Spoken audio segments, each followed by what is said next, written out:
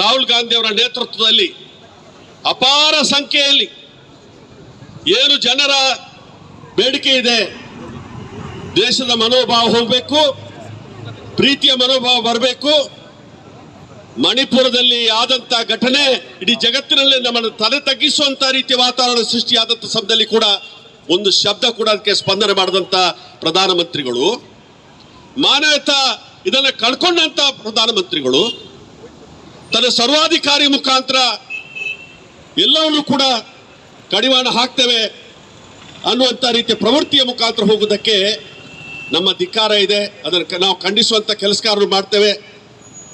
ಇವತ್ತು ಒಬ್ಬ ರಾಷ್ಟ್ರಪತಿಗಳನ್ನು ಕತ್ತಲೆಯಲ್ಲಿ ಇಟ್ಟು ಹೆಚ್ಚಿನ ವಿಷಯ ರಾಷ್ಟ್ರಪತಿಗಳು ಇದನ್ನ ಯಾವುದೇ ರೀತಿಯ ಪವಿತ್ರ ಕಾರ್ಯಕ್ರಮ ಇದ್ದರೆ ಅದನ್ನು ಉದ್ಘಾಟನೆ ಮಾಡುವಂಥ ಪ್ರತಿಷ್ಠಾಪನೆ ಮಾಡುವಂಥ ಕೆಲಸಗಾರಕ್ಕೆ ಚಾಲನೆ ಕೊಡಬೇಕಾಗಿತ್ತು.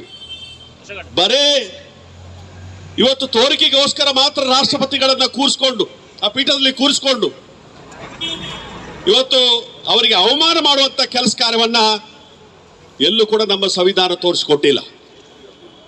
ಇವತ್ತು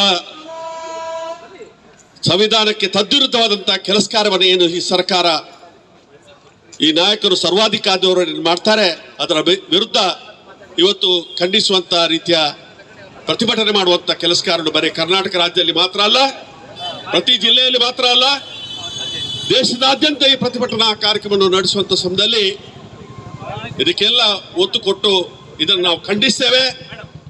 ಲೋಕಸಭಾ ಸದಸ್ಯರನ್ನ ಇತಿಹಾಸದಲ್ಲಿ ಇಷ್ಟವರೆಗೆ ಆಗಲಿಲ್ಲ ಅಮಾನತು ಮಾಡುವಂತ ಕೆಲಸ ಕಾರ್ಯ ಈ ಸರ್ಕಾರ ಮಾಡಿದೆ. ಇದು ಒಂದು ರೀತಿಯ ಸರ್ವಾಧಿಕಾರಿ ಧೋರಣೆ. ಇವತ್ತು ಒಂದು ರೀತಿಯಲ್ಲಿ ಧಾರ್ಮಿಕವಾಗಿ ದೇವರ ಹೆಸರನ್ನ, ಧರ್ಮದ ಹೆಸರನ್ನ ಬಳಕೆ ಮಾಡಿಕೊಂಡು ರಾಜಕೀಯಕ್ಕೋಸ್ಕರ ಅದನ್ನು ಉಪಯೋಗ ಮಾಡಿಕೊಂಡು ಅದರ ಲಾಭ ಪಡಿಬೇಕು ಅಂತ ಪ್ರಯತ್ನ ಮಾಡುವಂತ ಸಮಯದಲ್ಲಿ ಇವತ್ತು ಕಾಂಗ್ರೆಸ್ ಪಕ್ಷ ಧಾರ್ಮಿಕ ಕಾರ್ಯಕ್ರಮಕ್ಕೆ ದೇವರಿಗೆ ವಿರುದ್ಧ ಅನ್ನುವಂಥ ರೀತಿಯ ಪ್ರಚಾರ ಪಡಿಸುವಂತ ಕೆಲಸಗಾರರು ನಡೆಸ್ತಾ ಇದ್ದಾರೆ. ಎಲ್ಲಿ ಕೂಡ ಮಾಧ್ಯಮದಲ್ಲಿ ಚರ್ಚೆ ಆಗುವುದಿಲ್ಲ. ಶಂಕರಾಚಾರ್ಯ ಅವರ ನಾಲ್ಕು ಸ್ವಾಮಿಗಳು ಇವತ್ತು ಈ ಒಂದು ಕಾರ್ಯಕ್ರಮವನ್ನು, ಇದು ರಾಜಕೀಯ ಕಾರ್ಯಕ್ರಮ ಅನ್ನುವಂಥ ರೀತಿಯಲ್ಲಿ ಇದನ್ನು ಬಹಿಷ್ಕಾರ ಮಾಡಿದಂತ ಹಿನ್ನೆಲೆ ಇರುವಂತ ಸಮಯದಲ್ಲಿ ಇವತ್ತು ಅದೇ ರೀತಿಯಾಗಿ ಅವರೇ ಉಲ್ಲಾಖ ಮಾಡಿದಂತ ರೀತಿಯಲ್ಲಿ ಯಾವುದೇ ಧಾರ್ಮಿಕ ದೇವರ ಪ್ರತಿಷ್ಠಾಪನೆ ಆಗಬೇಕಾಗಿದ್ರೆ ಸಾಂಸ್ಕೃತಿಕವಾಗಿ ಶಾಸ್ತ್ರೋಕ್ತವಾಗಿ ಆ ಕಾರ್ಯಕ್ರಮ ನಡೆಯುವಂತ ಸಮಯದಲ್ಲಿ ಜ್ಯೋತಿಷ್ಯ ಕೂಡ ಸೇರ್ಕೊಂಡು 22ನೇ ತಾರೀಕು ಜನವರಿ 22ನೇ ತಾರೀಕು ಯಾವ ಜ್ಯೋತಿಷ್ಯದಲ್ಲಿ ಕೂಡ ಇಲ್ಲ.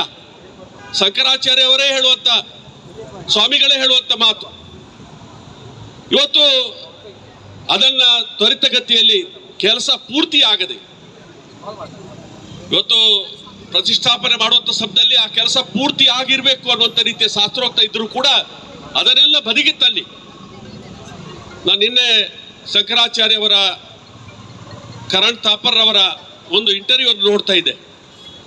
ಅದರಲ್ಲಿ ಇವೆಲ್ಲವೂ ಕೂಡ ಶಾಸ್ತ್ರೋಕ್ತವಾಗಿ ವಿರುದ್ಧ ಅನ್ನುವಂಥ ರೀತಿಯ ಪರಿಸ್ಥಿತಿ ಇದ್ರೂ ಕೂಡ ಅದಕ್ಕೆ ತದ್ವಿರುದ್ಧವಾಗಿ ರಾಜಕೀಯ ಲಾಭಕ್ಕೋಸ್ಕರ ಮುಂದಿನ ಚುನಾವಣೆಯ ದೃಷ್ಟಿಯಲ್ಲಿ ಇಟ್ಕೊಂಡು ಸಂವಿಧಾನದಲ್ಲಿ ರಾಜಕೀಯ ವ್ಯಕ್ತಿಗಳಿಗೆ, ಜನಪ್ರತಿನಿಧಿಗಳಿಗೆ ತನ್ನದೇ ಆದಂಥ ನಿಬಂಧನೆಗಳಿದೆ.